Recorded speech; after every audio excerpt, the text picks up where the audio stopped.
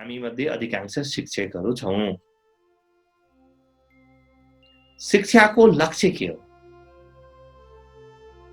र त्यो लक्ष्यलाई कसरी हासिल गर्ने?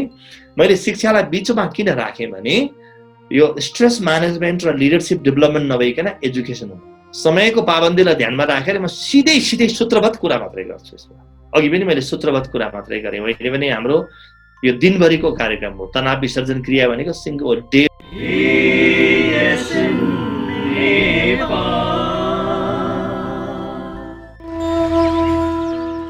हार्दिक स्वागत, अभिवादन। मेरो आवाज ठिकसँग सुनिराख्नु भएको होला, सुनिएको होला, नसुने त्यहाँ लेख्नु होला, त्यो अनुसार केही मिलाउनु पर्छ।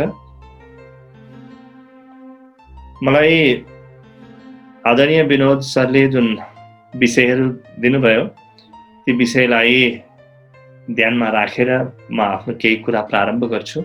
विशेष गरी हामी तीनवटा विषयमा चर्चा गर्नेछौँ। एउटा, सबैभन्दा पहिले नै हामी स्ट्रेस म्यानेजमेन्ट, तनावलाई व्यवस्थापन कसरी गर्ने, यो विषयमा हामी चर्चा गर्नेछौँ। र दोस्रो, हामी अलिकति शिक्षाको विषयमा चर्चा गर्नेछौँ र शिक्षामा अध्यात्म कसरी जोड्न सकिन्छ भन्ने विषयमा। र तेस्रो, हामी लिडरशिपको विषयमा चर्चा गर्नेछौँ। हामीले देख्न खोजेको नेतृत्व क्षमता आफूमा कसरी जन्माउने, how do we do that, त्यो विषयमा हामी चर्चा गर्नेछौँ। मलाई समय 1 बजेदेखि 3 बजेसम्म भनेर दिनुभएको थियो। म ठिक 3 बजे कक्षा सक्छु। मेरो बानी के छ भने समय पुग्यो भने जहाँ छु त्यहाँ रोकिन्छु, किनभने समय भगवान हो। भगवत गीतामा भगवान कृष्ण भन्नुहुन्छ, म समय हुँ, म समय हुँ, त्यसकारणले मेरो उच्चतम सम्मान गर। समयको उच्चतम सम्मान गर्दै पहिले म केही तनाव व्यवस्थापनका विषयमा केही मेरा कुराहरू बताउँछु। यहाँहरूले मलाई केही पनि कुरा सोध्न मन लाग्यो भने सोध्नुहुन्छ ल। मलाई धेरै कुरा बुझाउनु पर्ने, धेरै कुरा भन्नुपर्ने भन्ने हतार छैन। यहाँहरू आफै प्रबुद्ध हुनुहुन्छ। प्रबुद्ध वर्गको माझमा म कुरा गर्दैछु, त मैले आफ्नो अज्ञानतालाई पनि ध्यानमा राखेर विचार गर्नुपर्छ। यो तनाव कसरी विसर्जन गर्ने भन्नेतिर जानुभन्दा पहिले एउटा सानो कुरा म यहाँलाई अनुरोध गर्छु। अहिले यो 1.5 घण्टा जति हाम्रो समय बाँकी छ। यहाँ चाहिँ आफूले जानेका बुझेका कुराहरू त्यो सबै हाम्रा धारणा हुने। हेर्नुहोस्, धारणा कुनै पनि सही वा गलत हुँदैन। यी सब धारणा हुन्, सत्य हामीलाई थाहा छैन। सत्य थाहा पाउने व्यक्तिको जीवन यस्तो हुँदैन, भगवान बुद्धको जस्तो हुन्छ। सत्य त हामीलाई कहीँ पनि थाहा छैन। जे थाहा छ त्यो तथ्य मात्र, it is just fact, not the truth. त्यसकारणले बिना कुनै धारणा बडो आनन्दसँग सुन्ने क्षमता प्रयोग गरेर आरामसँग सुनौँ, भित्रपट्टि मनन गरौँ र केही प्रश्न सोध्नु छ भने यहाँले त्यसपछि सोध्नु होला। बिचमा पनि सोध्दै जानुभयो भने म च्याट बक्समा नि हेरिरहेको हुन्छु। मैले ती कुराहरू ख्याल गर्नेछु, बुझ्नेछु। तनावको विषयमा केही कुराहरू म यहाँलाई बताउँछु। प्रारम्भिक रूपमा तनावले आज के गरेको छ? विश्व स्वास्थ्य संगठनको एउटा खोज छ कि आजको दिनमा पृथ्वीमा करिब 20% व्यक्ति धेरै तनावमा छन्। अझ यो महामारी भन्दा पहिलेको तथ्याङ्क हो, महामारी पछि त यो तथ्याङ्क धेरै बढ्यो होला। अर्को एउटा महत्त्वपूर्ण तथ्याङ्क छ, त्यो के हो भने अब हेर्नुहोस् ल, हामी भन्ठान्छौँ कि अब मलाई धेरै कुरा छ तर अलिअलि तनाव छ भन्छौँ हामी। अलिअलि तनाव भन्ने हुँदैन। तनाव के छ कि छैन, त्यो 0 र 1 हो। त्यो हामीले अहिले बुझ्नु पर्यो। अनि अमेरिकन मेडिकल एसोसिएसनको तथ्याङ्कले के भन्छ भने एउटा व्यक्तिको जीवनकालमा जति रोग लाग्छन् ती रोगमध्ये 90% रोग तनावको कारणले लाग्छ। 90% of all diseases come from, illnesses come from stress. यो त मेडिकल साइन्सले भन्यो। तर खप्तर बाबा विचार विज्ञानमा के भन्नुहुन्छ भने तिमीलाई लाग्ने सबै रोगहरू तनावकै कारणले लाग्छन्। त्यसकारणले तनाव आफैमा समस्या होइन, समस्याहरूकी जननी हुन्। Stress is the mother of problems. It's not just another problem in the list. र एउटा व्यक्ति आफ्नो जीवनकालमा 10 पटक डाक्टरकोमा या अस्पताल गयो भने 10 मध्ये घटीमा 7 बढीमा 9 पटक तनावको कारणले जान्छ।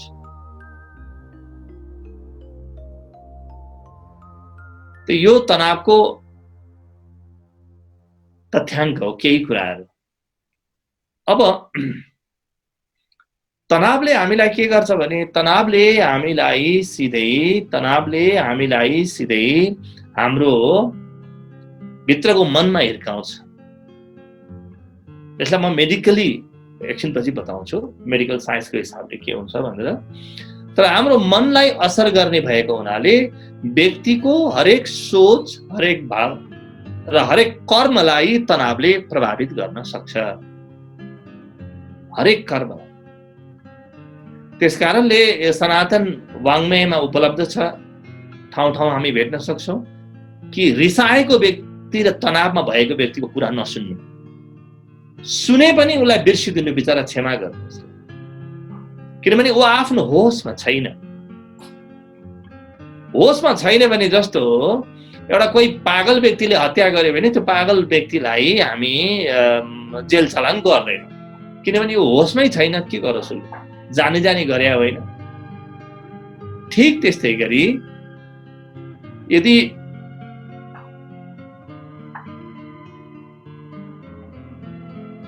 एकछिन ल, मलाई यहाँ अनम्युट गरेर म्युट गर्ने भन्नुभएको छ। हजुर गर्नु होला, गर्नु। ठिक छ, मैले बुझेँ। अब मेरो आवाज आएको छ नि होइन? आएन भने त्यहाँ लेख्नु होला ल। स्पष्ट छ गुरु, एकदमै क्लियर। ठिक छ, हस्, धन्यवाद। हजुर, अब तनावको कुरा हामी भन्दै थियौँ कि यो जुन 2 प्रकारका मान्छेहरू, सनातन वाङ्मयले के भन्छ, हाम्रो धर्मशास्त्रले के भन्छ भने रिसाएको व्यक्ति र तनावमा गएको व्यक्तिको कुरा नसुन्नु, सुने पनि त्यो अनुसार नगर्नु र उसलाई क्षमा गरिदिनु, किनभने तनावमा गएको व्यक्तिले कहिले पनि राम्रो काम गर्न सक्दैन। उसको विवेक सही हुँदैन, निर्णय सही लिँदैन, सम्बन्ध उसका सही हुँदैन, उसले आफ्नो स्वास्थ्य पनि बिगार्छ, मन पनि बिगार्छ र चेतना पनि बिगार्छ। तनाव त्यस्तो महत्त्वपूर्ण समस्या हो, त्यति ठुलो समस्या हो तनाव। वास्तवमा मनुष्य जीवनको सबभन्दा ठुलो रोग नै तनाव हो। तनावबाट मुक्ति पायो कि मनुष्यले सबै कुराबाट मुक्ति पायो। र यो नसोचौँ कि फलानु व्यक्तिमा तनाव छ, ममा तनाव छैन। कहिलेकाहीँ मात्रै हुन्छ, कहिलेकाहीँ हुन्छ भने त्यो देखिने तनाव मात्रै हो। 2 प्रकारका तनाव हुन्छन्, एउटा देखिने, अर्को भित्र दौडिने। देखिने तनाव त समुद्रको माथि आएको ज्वारभाटा जस्तो हो। त ज्वारभाटा कति पो आउँछ र? समुद्र मुनि धेरै गहिरो हुन्छ। नदेखिने तनाव अत्यन्तै महत्त्वपूर्ण हुन्छ। नदेखिने तनाव महत्त्वपूर्ण हुन्छ। अब सिधै तनावलाई व्यवस्थित कसरी गर्ने त्यो विषयमा चर्चा गरौँ। सिधै how do we manage stress, तनावलाई कसरी व्यवस्थित गर्ने? हामीले तनावलाई व्यवस्थापन गर्नको लागि अब मेडिकल साइन्सको सहारा लिएर केही टर्मिनोलोजीहरू बुझ्यौँ भने सजिलो हुन्छ। म चाहिँ एकदम सजिलोसँग बुझाइदिन्छु ल, केही पनि त्यस्तो कठिन हुँदैन। म सरलीकृत गरेर म बुझाउँछु, सिम्प्लिफाई गरेर। स्ट्रेसको बेलामा शरीरमा कर्टिसोल भन्ने रसायन जन्मिन्छ मुख्यतः, र यो कर्टिसोलको बारेमा भनिन्छ। हार्वर्ड विश्वविद्यालयको 4-5 वर्ष पुरानो एउटा अनुसन्धान छ कि कर्टिसोलको कारणले नै 400 भन्दा बढी रोग लाग्छ। त कर्टिसोल नाम गरेको जुन हर्मोन हुन्छ, त्यो हर्मोनले हामीलाई सबै बिगार्छ। त तनावको घडीमा हामी भित्र कर्टिसोल जन्मिन्छ। अरू पनि रसहरू हुन्छन्, तर मुख्यतः कर्टिसोल। अब कर्टिसोल जन्मिन्छ। आजसम्म पनि मेरो जीवनमा मेरो शरीरमा धेरै कर्टिसोल स्टोर भएर बस्या होला। त यो कर्टिसोलबाट कसरी पार पाउने त्यो बुझ्यो भने तनावबाट पार पाउन बुझिहालिन्छ सिधै।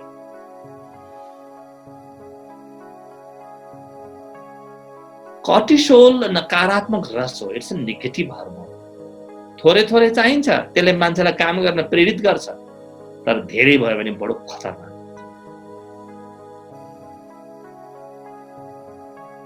यो युरिया मल जस्तै हो, थोरै थोरै भयो भने कहिले काहीँ काम लाग्छ, धेरै भयो भने त्यसले त्यो बालीलाई विषाक्त बनाउने मात्रै होइन त माटोको उर्वर शक्ति नै खाइदिन्छ। तनाव जस्तै हो।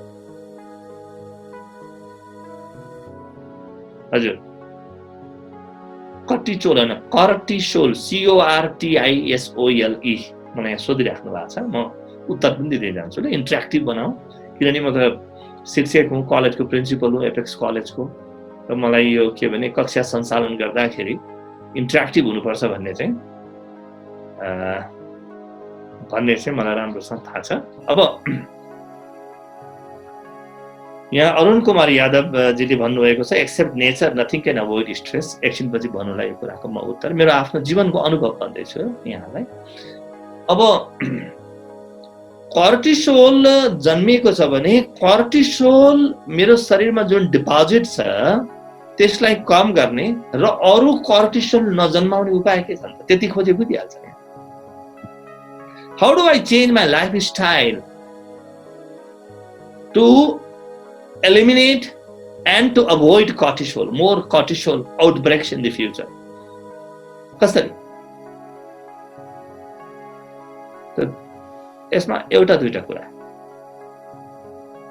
कर्टिसोलको बेलामा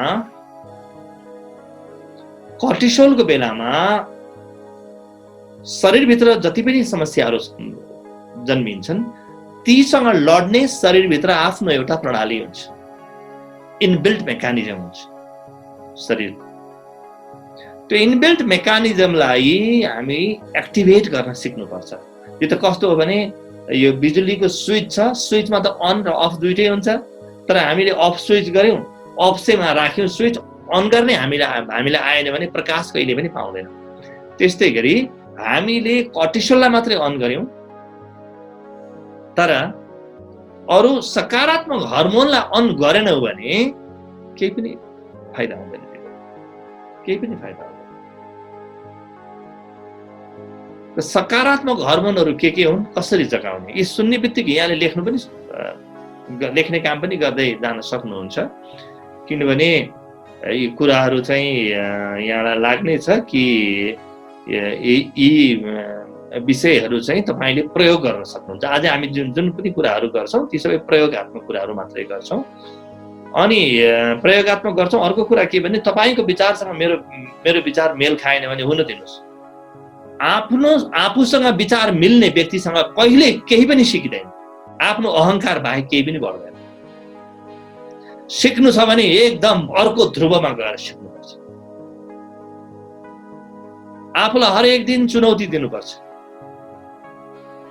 हरेक दिन। त्यही भएर म बार भन्छु, the greatest challenge is to challenge yourself. अरूलाई च्यालेन्ज गर्ने चाहिँ कुनै ठुलो कुरो होइन। The one who challenges others is an idiot and the one who challenges oneself is an intelligent person. त हामी आफूलाई च्यालेन्ज गरौँ, हामी आफूलाई चुनौती दियौँ। अब कस्ता कस्ता हर्मोनहरू हुन्छन्? पहिलो एन्डोर्फिन जन्मिन्छ शरीरमा। एन्डोर्फिन जस्तै अर्को हुन्छ सेरोटोनिन, ऑक्सिटोसिन, मेलाटोनिन, डोपामिन, अरू पनि छन् तर म मुख्य 6-7 वटाको नाम लिन्छु। त्यसपछि डाइमिथाइल ट्रिप्टामिन। त्यही 6-7 वटा रस कसरी जन्मिने, कसरी जन्माउने म ट्याक कुरा गर्छु, ट्याक बुझ्नुहुन्छ यहाँ। एन्डोर्फिन भनेको के हो भने नि फिजिकल एक्टिभिटीबाट जन्मिने हर्मोन।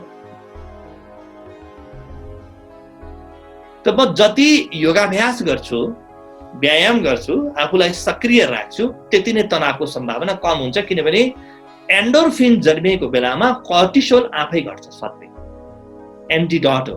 मैले अहिले जति पनि हर्मोनका नाम लिइरहेको छु, positive hormones, these are all antidotes to cortisol stress. त दिनमा हरेक दिन व्यायाम गर्ने, योगाभ्यास गर्ने। जीवन विज्ञान जुन आध्यात्मिक संस्था हामी सञ्चालन गर्छौँ त्यसमा हाम्रो नियम नै छ। कुन दिन व्रत बस्ने त? धेरै मित्रले सोध्नुहुन्छ गुरु पूर्णिमा व्रत बस्ने कि एकादशी बस्ने कि कहिले। मैले भन्छु एकदम सजिलो छ मेरो नियम, सुन्नुहोस्। जुन दिन म व्यायाम गर्दिनँ त्यस दिन व्रत बस्छु, किनभने मलाई खाना खाने अधिकार छैन। I have no right to it. खाना चाहिँ मैले खाने अनि पचाउँछ चाहिँ कसले? Who digest my food? कसले पचाउँछ? त्यस कारणले एकदम सजिलो छ हाम्रो कुरा। हामी औँसी पनि पूर्णिमा पनि हेर्दैनौँ। हामी हेर्छौँ कि जुन दिन म अल्छी भएँ त्यस दिन म भोजन गर्दैन। सिधा सिधा कुरा छ। त पहिलो कुरा मैले भने एन्डोर्फिन्स कति घण्टा गर्ने, के गर्ने, त्यसको नियम बताइदिन्छु एकछिनपछि। दोस्रो एन्डोर्फिन पछि दोस्रो हो सेरोटोनिन। सेरोटोनिन भनेको के हो भने एउटा खुसीको रस के, खुसीको रस। एन्डोर्फिन भनेको चाहिँ स्वास्थ्यको रस। एन्डोर्फिन जन्मियो भने व्यक्ति रोगी नै हुँदैन, एकदम कम रोगी हुन्छ। त्यो भित्रको मेडिसिन हो एन्डोर्फिन।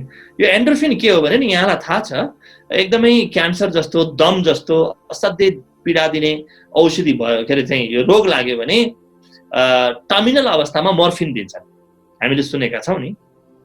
मर्फिन भनेको बाहिरबाट जन्माइएको एन्डोर्फिन हो। एन्डोर्फिन इन भनेको भित्रबाट जन्मिएपछि त्यो एन्डोर्फिन हुन्छ। त्यसैलाई बाहिरबाट चाहिँ एक्सट्र्याक्ट गरेर दियो भने त्यो मर्फिन हुन्छ। हाम्रो शारीरिक क्रियाकलापले, हाम्रो योगाभ्यासले, हाम्रो एक्सर्साइजले हामीमा एन्डोर्फिन जन्माइ हुन्छ, जुन मर्फिन भन्दा धेरै महँगो हो।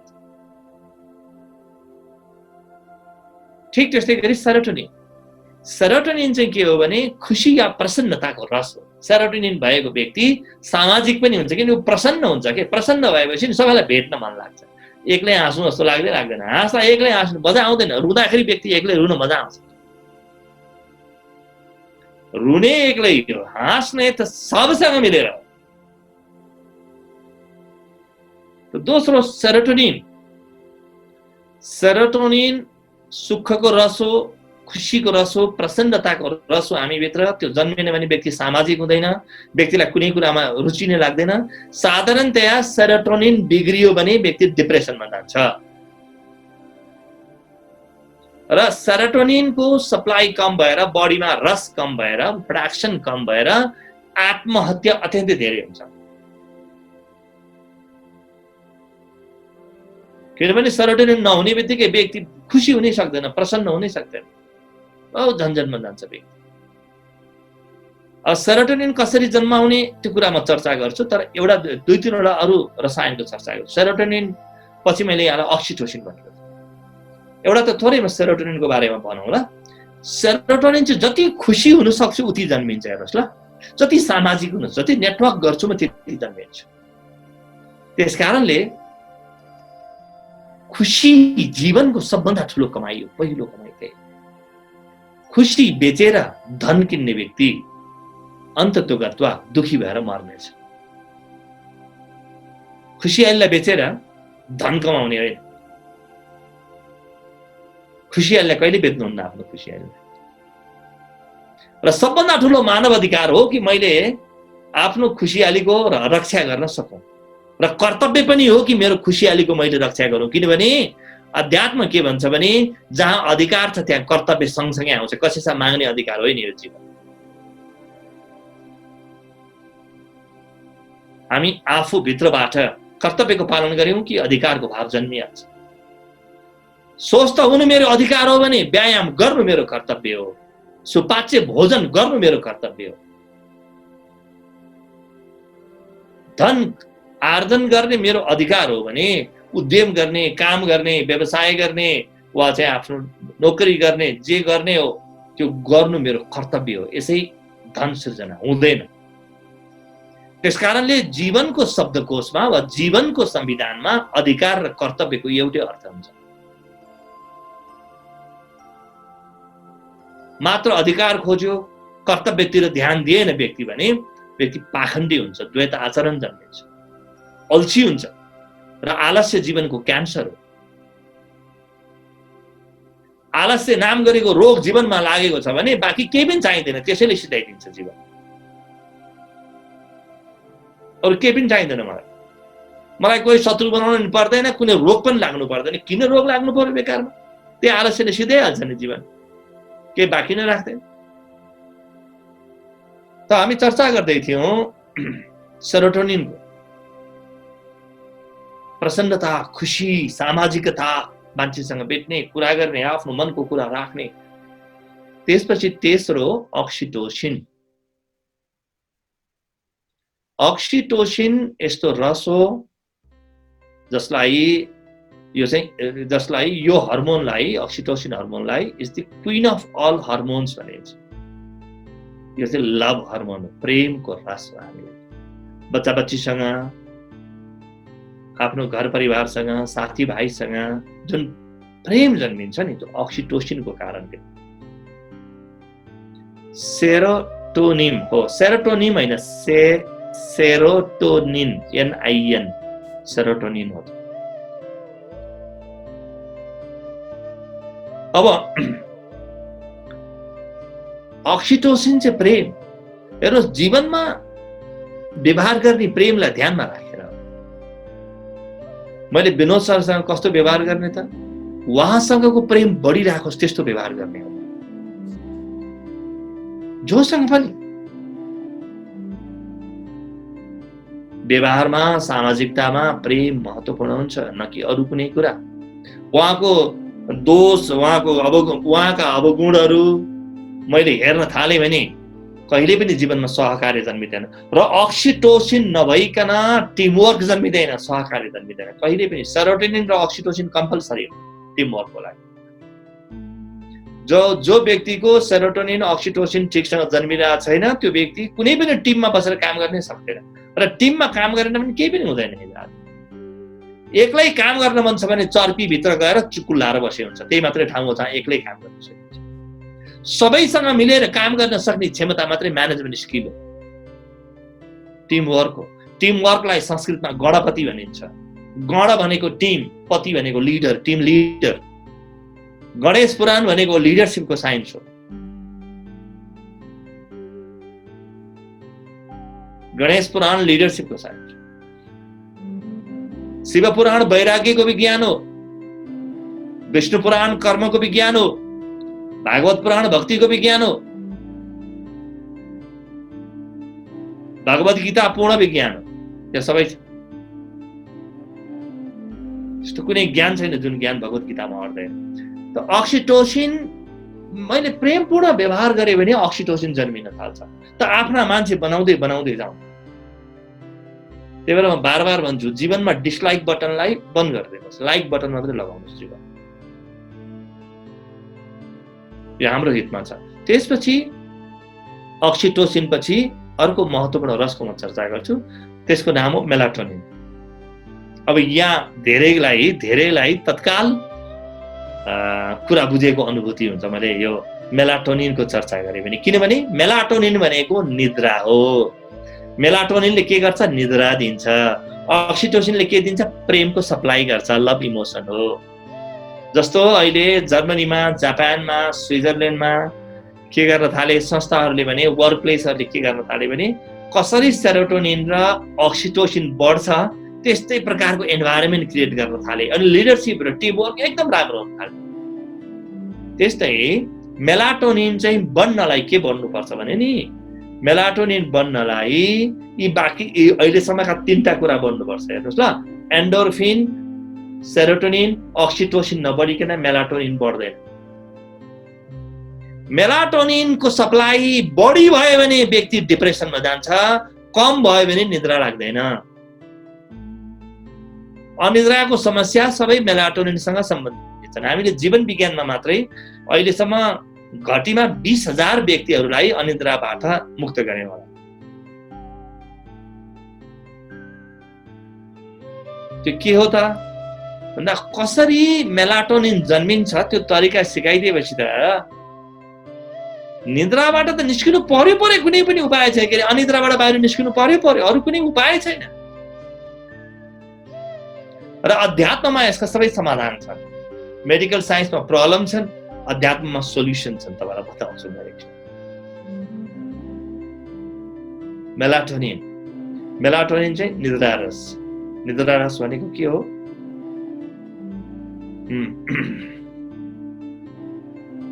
चण्डीमा आउँछ नि, अध्याय 5 मा, या देवी सर्वभूतेषु निद्रा रूपेण संस्थिता नमस्तस्यै नमस्तस्यै नमस्तस्यै नमो नमः त्यो मभित्र भएको मेलाटोनिनको चर्चा हो। अब हिजो आजको व्यक्तिले त्यो श्लोकलाई पढ्यो भने एउटा शब्द फरक पारेर पढिदिन्छ। त्यो के हो? या देवी सर्वभूतेषु मेलाटोनिन रूपेण संस्थिता नमस्तस्यै नमस्तस्यै नमस्तस्यै नमो नमः। र हामीलाई हित गर्ने जति पनि तत्त्व छन् सबैलाई देवी देवता भनिन्छ। देवी देवता खोज्न कहीँ नजानुहोस्, तपाईँ भित्र छ देवी देवता, कहाँ खोज्न जानुहुन्छ? हित गर्ने जति पनि छन् ती देवी देवता। एकछिनपछि म आउँछु। डीएमटी भनेको सरस्वती माता हो, सबै आउँदैछ। त हामीले कुरा गर्यौँ मेलाटोनिनको। मेलाटोनिन पछि म अर्को एउटा महत्त्वपूर्ण रसको चर्चा गर्छु, त्यो हो डोपामिन, DOPAMINE, डोपामिन। त्यसो त शरीरमा डोपामिन रस जन्मियो भने यौन शक्ति बढ्छ, त्यो आफ्नो ठाउँमा छ। तर हाम्रो ध्येय यौन शक्तिको अभिवृद्धि होइन। डोपामिन बढ्यो भने नि व्यक्तिभित्र सन्तुष्टिको तह उच्च हुन्छ, र जहाँ सन्तुष्टिको तह उच्च हुन्छ त्यहाँ तनावको तह न्यून हुन्छ।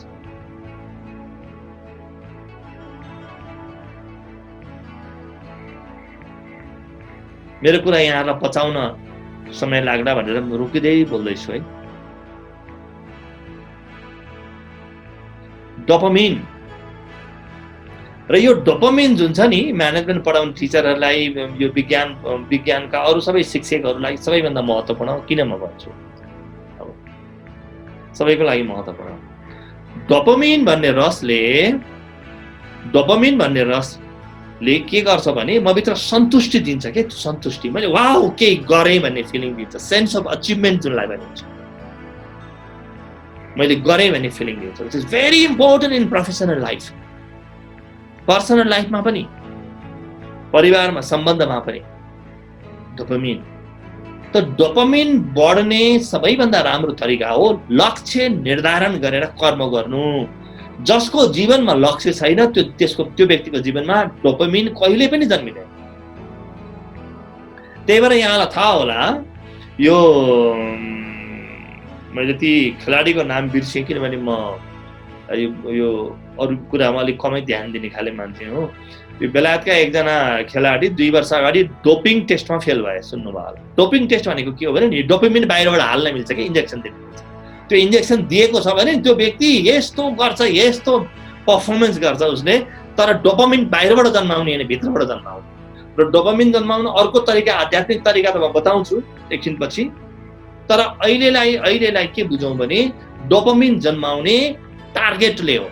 म टार्गेट बनाएँ, टार्गेटमा काम गरेँ भने, टार्गेट बनाएँ, टार्गेटमा काम गरेँ भने बल्ल डोपामिन जन्मिन्छ। लक्ष्य मैले यो गर्छु आज भनेपछि म गरी छाडौँ।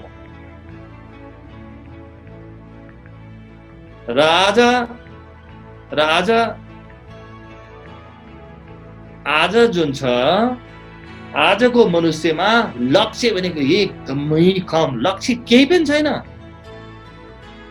अब विद्यार्थीहरू पढिरहेका हुन्छन्, मास्टर्स तहको विद्यार्थी, बाबु नानी हो के गर्ने विचार छ जीवनमा भन्यो भने सर टिभी भर्ने जाने, त्योभन्दा बाहेक उनीहरूलाई केही पनि छैन।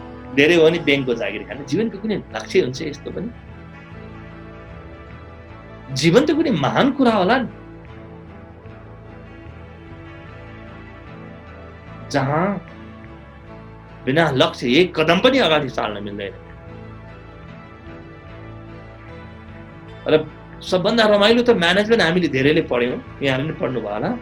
म त शिक्षाले चार्टर्ड एकाउन्टेन्ट हो, CA हो, म्यानेजमेन्ट त्यसमा पढ्नु पर्थ्यो। म्यानेजमेन्ट कलेजको प्रिन्सिपल हो म, त्यस कारण यी कुराहरूसँग अलिकति विज्ञ छु। म्यानेजमेन्टमा हेर्नुहोस् त, सबभन्दा पहिले फङ्सन छ म्यानेजमेन्टमा। सबभन्दा पहिलो के छ? प्लानिङ। दोस्रो अर्गनाइजिङ। त्यही प्लानिङ र त्यही अर्गनाइजिङ हामी कहिले पनि गर्दैनौँ। आफ्नो जीवनमा त छरपष्ट केही पनि गर्दैनौँ। भोलि के गर्ने, पर्सि के गर्ने, 5 वर्षपछि के गर्ने, 10 वर्षपछि के गर्ने, राम भरोसा हो कि घनश्याम भरोसा हो कसैलाई पनि थाहा छैन। Nobody knows. हामीले यदि जीवनमा कुनै संस्थामा कुनै प्लानहरू बनायौँ, योजनाहरू बनायौँ भने पनि त्यो देखावटी हुन्छ।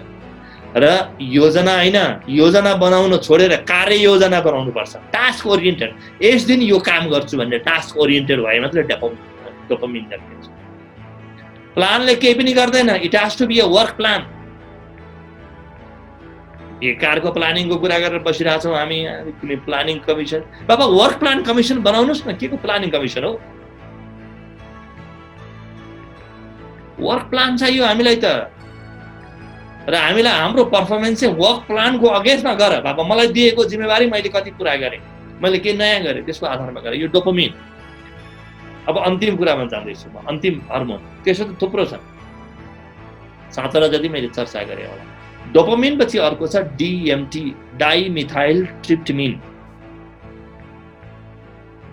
यो रस कस्तो हुन्छ भने डाइमिथाइल ट्रिप्टामिन, DMT हर्मोन कस्तो हुन्छ भने यो हर्मोन शरीरको जुन सेलमा, कोशिकामा पुग्छ नि, त्यहाँ रोग टिक्न सक्दैन। त्यसकारणले DMT लाई मेडिकल हर्मोन पनि भनिन्छ। DMT लाई मेडिकल हर्मोन पनि भनिन्छ। DMT लाई। र DMT कस्तो चिज छ भने फेरि त्यो मात्रै होइन, DMT को डिपोजिट, DMT को मात्रा जसको शरीरमा बढी छ त्यो व्यक्तिको ज्ञान बढी हुन्छ। किनभने वो अत्यन्तै अनुसन्धाता हुन्छ, ज्ञान ज्ञान ज्ञान उसको जीवन हुन्छ। त्यही भएर यो सरस्वती माताको रस हो DMT, भगवान शिवको रस हो। भगवान बुद्धको जुन उज्यालो आभा भएको अनुहार हेर्छौ नि, त्यो DMT हो मेडिकली भनिएको।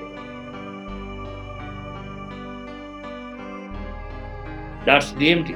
अब यी मैले केही विषयहरू चर्चा गरेँ। DMT लाई सिधै आफ्नो शरीरमा सक्रिय बनाउन सकिँदैन। कसरी बनाउन सकिन्छ अब म तपाईँलाई तरिका बताउँछु। संसारभरि के गर्छन्, यी हर्मोनहरूलाई सक्रिय बनाउन अरू एक एकवटा कुरा मैले गर्दै गएँ, तर मुख्यतः 3टा काम गर्ने। मुख्यतः हरेक दिन गर्ने र कति बेर गर्ने त्यो पनि भन्छु। यदि तनाव मुक्त मात्रै होइन, मिनिमम स्ट्रेस म्याक्सिमम प्रोडक्टिभिटी भन्छौँ। तनाव मुक्त मात्रै भएर के हुन्छ त? एउटा जाँड खाने मान्छे पनि त तनाव मुक्त भएर बसिरहेछ नि त्यहाँ जाँड खाएर। त्यो के चाहिँ ठुलो कुरो भयो जीवनमा? त्यो त उल्टो यात्रा हो। भगवान मलाई गल्तीले मान्छे बनाइदियो, बन्नुपर्ने त पशु हो भने अब तिम्रो चाहिँ यो उत्पत्तिको क्रममा पछाडि जान मिल्छ भने मलाई पछाडि ल्याइदेऊ भने अब हामी त DMT लगायतका यी जति पनि छन्, यिनीहरूलाई हामीले अब जीवनमा सक्रिय बनाएर तनावबाट बाहिर निस्किने र प्रोडक्टिभिटीलाई हामीले उच्च बनाउने गर्नुपर्छ। त्यसका लागि 3टा कुरा। सबभन्दा पहिलो योगाभ्यास, दोस्रो प्राणायाम, तेस्रो ध्यान। योगाभ्यास, प्राणायाम, ध्यान, यी 3टा कुरालाई जीवनमा हरेक दिन अवलम्बन गरियो भने, हरेक दिन अवलम्बन गरियो र हरेक दिनको हामीले थोरै भए पनि जीवनमा प्रयोग गर्यौं भने अब मेरो जीवनमा तनावको न्यूनता हुन्छ, प्रसन्नताको अधिकता हुन्छ, उच्चता हुन्छ र उत्पादन क्षमता, समृद्धिको उच्चता हुन्छ। ज्ञान पनि त्यस्तै बढ्छ। यी झगडा कलह झन्झट पनि अत्यन्तै कम हुनेछन्। यो तेरो यो मेरो कम हुनेछ यदि हामी आफ्नो तनावलाई निवारण गर्न गयौं भने। मान्छे झगडा किन गर्छ? तनावको कारणले गर्छ। त यी 3टा कुरा, योगाभ्यास, प्राणायाम, ध्यान। यहाँ सोध्नु भएको छ श्रीमान्त पौडेलजीले, हजुरको यस्तो कक्षाहरू अघि पछि हेर्न सुन्न पाइन्छ कि नै? जीवन विज्ञानमा गएर युट्युबमा हेर्नुभयो भने घटीमा पनि 1700 वटा युट्युबहरू होला। टेलिभिजनहरूमा हरेक दिन बिहान आउँछ, रेडियोमा आउँछ, रेडियो नेपालमा बिहान आउँछ। भगवान पशुपतिनाथको आरती पछि भगवत गीतामा प्रवचन आउँछ मेरो। अनि हरेक सोमबार र शनिबार 5 बजे फेसबुक लाइभमा पनि आउँछ जीवन विज्ञान। मैले किन भनिरहेको छु भने यहाँलाई प्रयोग गर्न मन लाग्यो भने यतिले मात्रै नपुग्ला, अरू केही युट्युबहरू यहाँले हेर्न सक्नु होला। भगवतीजीले मैले हेरिरहेको छु हजुर भनेर लेख्नु भएको छ। अत्यन्तै राम्रो, शुभ, यहाँलाई भेटेर खुसी लाग्यो हजुर। अब योगाभ्यास, प्राणायाम, ध्यान, 3टा कुरालाई जीवनमा ल्याउने, यसलाई प्राथमिकता दिने। हेर्नुहोस्, जति प्राथमिकता मैले मेरो परिवारलाई दिन्छु त्यति नै प्राथमिकता दिने। किनभने मसँग तनाव भइराख्यो भने यो जीवन बाँच्नुको मजा चाहिँ आउँदैन। अब यो जुन यो तीनटा कुरा भने मैले कति बेर गर्ने दिनमा यहाँको प्रश्न हुन्छ। एकदम सजिलो छ उत्तर, समय कम छ, उत्तर म आफै दिन्छु। एक दिनमा 1440 मिनेट हुन्छ। 1440 मिनेट हुन्छ। 1440 मिनेट मध्ये आधा संसारको लागि, आधा समय आफ्नो लागि, यानी 720 मिनेट आफ्नो लागि। 720 मिनेट मध्ये त्यसको 10% भनेको 72 मिनेट हो। 1 घण्टा 12 मिनेट योगाभ्यास, प्राणायाम, ध्यान। योगाभ्यास, प्राणायाम, ध्यान। हजुर हरिजीले पनि एउटा प्रश्न सोधिराख्नु भएको छ, म यो अन्तसम्ममा त्यो प्रश्नको उत्तर आइसक्छ। त तीनटा कुरा, योगाभ्यास, प्राणायाम गरेनौ भने योगाभ्यास गरेर मात्र केही पनि हुँदैन। योगाभ्यासले एन्डोर्फिन त बढ्छ, तर के गर्ने, सेरोटोनिन के गर्ने, अक्सिटोसिन के गर्ने, मेलाटोनिन के गर्ने, गाबा के गर्ने, डोपामिन के गर्ने। धेरै मित्रहरूले मैले कार्यक्रम हेर्छु भनेर लेख्नु भएको छ, साधुवाद। र म प्रसन्न छु यहाँहरूलाई यसरी भेट्न पाएकोमा। अब हरेक दिन योगाभ्यास, प्राणायाम, ध्यान दिनको 72 मिनेट छुट्याउने। र छुट्याउन एकदम सजिलो छ। सकेसम्म बिहान पहिलो जुन समय हुन्छ बिहानको समय, त्यसलाई छुट्याउने, त्यो समयमा गर्ने, परिवारलाई पनि इन्भल्भ गर्ने, परिवारलाई पनि सँगै राख्ने र गर्ने। किनभने परिवार अब लिडरसिपमा अगाडि बढ्नुपर्छ। जहाँ स्ट्रेस छ त्यहाँ लिडरसिप कहिले पनि हुँदैन। कहिलेसम्म हामी झुकेर बस्नु, कहिलेसम्म झुकेर बस्नु। अब त हामीलाई केही न केही त चाहिन्छ। त्यसको लागि अब हामीले तनाव विसर्जन गर्ने बाटोमा लागौँ। तनाव विसर्जन गर्ने बाटोमा लाग्यौँ भने र लिडरसिप पनि डेभलप गर्ने बाटोमा लाग्यौँ भने के हुन्छ, म त्यतातिरको यात्रा गर्छु। अब पहिलो विषय मैले सकेँ, तर पहिलो विषय मात्रै होइन यो, अरू बाँकी रहेका दुईटा विषयको पनि महत्त्वपूर्ण भाग मैले सकिसकेँ। अब विनोद सर, यदि यहाँले आफ्ना विद्यार्थीहरूलाई, शिक्षकहरूलाई तनाव न्यून गर्ने तरिका सिकाइदिनु भयो, उनीहरूले गर्न थाले भने तपाईँको क्याम्पसको प्रोडक्टिभिटी उच्च हुन्छ, अत्यन्तै उच्च हुन्छ प्रोडक्टिभिटी। र त्यहाँ तनाव कम हुन्छ, स्ट्रेस कम हुन्छ, त्यहाँ झगडा टन्टा कम हुन्छ, त्यहाँ व्यक्ति उज्याला हुन्छन्, अँध्यारा हुँदैनन्। र हरेक व्यक्तिलाई भेट्दाखेरि साक्षात् भगवान भेटेको जस्तो अनुभव हुन्छ। आज हामी भगवान छैन भन्दै कराउँदै हिँडेका छौँ, किनभने खोज्ने आँखा हामीसँग छैन भने। सूर्य छैन भन्नु जस्तै हो। आँखा बन्द गरेर बसेपछि सूर्यको परिचय कहिले पनि हुँदैन। जतिसुकै सिद्धान्त बनाउनु, सूर्य छैन भनेर केही फरक पर्दैन। बेकारका सिद्धान्तले केही पनि गर्दैन। दोस्रो विषय, म थोरै शिक्षाको चर्चा गर्छु, किनभने मलाई के खबर गरिएको थियो भने हामी मध्ये अधिकांश शिक्षकहरू छौँ। शिक्षाको लक्ष्य के हो र त्यो लक्ष्यलाई कसरी हासिल गर्ने। मैले शिक्षालाई बिचमा किन राखेँ भने यो स्ट्रेस म्यानेजमेन्ट र लिडरसिप डेभलपमेन्ट नभइकन एजुकेसन हुँदैन, शिक्षा हुँदैन।